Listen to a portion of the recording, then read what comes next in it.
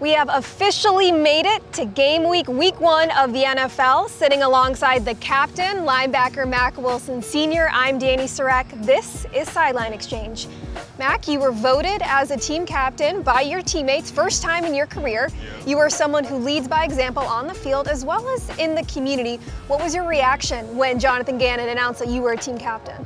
Yeah, it was kind of dope for him to, come up to. I think he told me a little early because he was like, man, I can't hold water.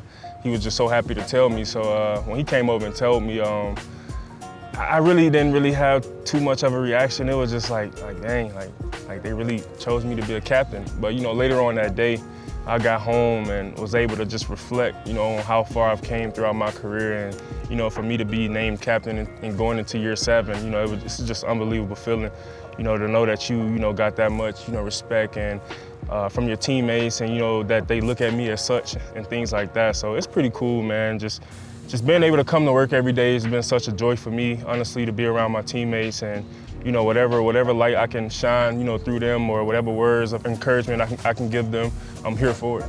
The earlier stops in your career, you had limited opportunities. You come to Arizona where you play in every game you're healthy. You get promoted to wearing the green dot this season, calling the defense, and you're voted as a team captain.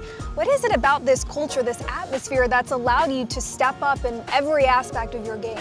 Well, honestly, when I came here to sign last year, my first time really being in the desert, and just walking to this facility, I just had a crazy feeling.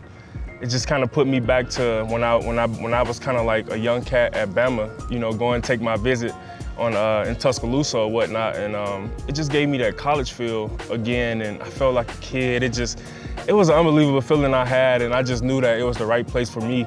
And once I met my teammates and the rest of the coaches and the rest of the people that work in the building, it was just like, yeah, this is home. And yeah, man, I'm just blessed, honestly, to be still spinning. I'm blessed to be in this position.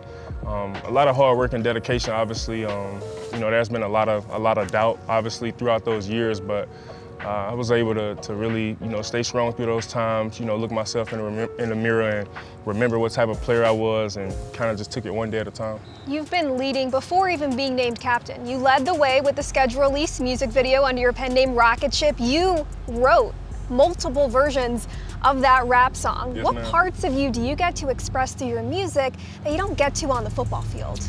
It kind of just takes me away from the game a little bit. That's one of those things where coach be like, whatever you do in your free time is whatever you do, and whatever you do to kind of like take you away from the game a little bit, that's your business or whatnot. So it's kind of like a hobby that I was able to develop, over the time of last season being around Jesse and Zach Pascal. So it's pretty cool, honestly. It's something that I enjoy.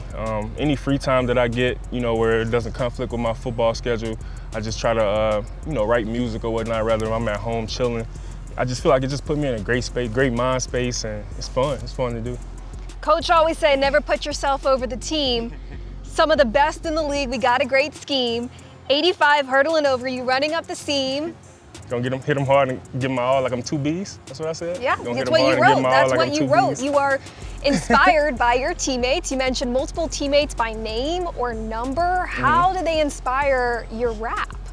Honestly, like when I'm rapping or when I'm trying to come up with cool rhymes, I try to think of some cool stuff to say surrounding, my teammates and things, because obviously they the ones that hear it in the locker room, and they the ones that give me feedback on rather if it's good or not. So once I started playing my music in the locker room, the guys really was messing with it. So it kind of encouraged me to start putting them in my songs. And once I started doing that, it was just like, yeah, we need this. We need this for the team. We need this for the culture. They're encouraging you right now. Yeah. Big fans. It's pretty cool. It's dope. It's pretty dope. So who in the locker room would give you the best run for your money in a rap battle? Buddha always come up to me in freestyle. Yeah, he be sliding, so they say. He be sliding. he be sounding good, for sure. Okay, a little bit of football, a lot of upgrades, a lot of money spent on the defensive front this offseason. Where has this defense most improved? D-line. That room has upgraded tremendously, and it's been showing, especially throughout offseason, throughout training camp, the joint practice we did with Denver. It's been fun to see. It's been fun to play behind, honestly, and just seeing those guys, lean on each other each and every day. You got a great guy like Calais who's leading that room, And that's been great for that room, honestly, just from last year. You know, I feel like we really didn't have a vet who was, you know, like a Calais caliber, I should say. And, you know, for Calais to be here around guys like Darius and Walter, it's going to be great for those guys for years to come, I feel like. And it's been great for our team, most importantly. There are some unknowns going into New Orleans. Quarterback Spencer Rattler played in 7 games as a rookie last year. Kellen Moore, first-time head coach, although has had success every stop he's been at as an offensive coordinator. What is the #1 factor to combating those unknowns week 1 on the road?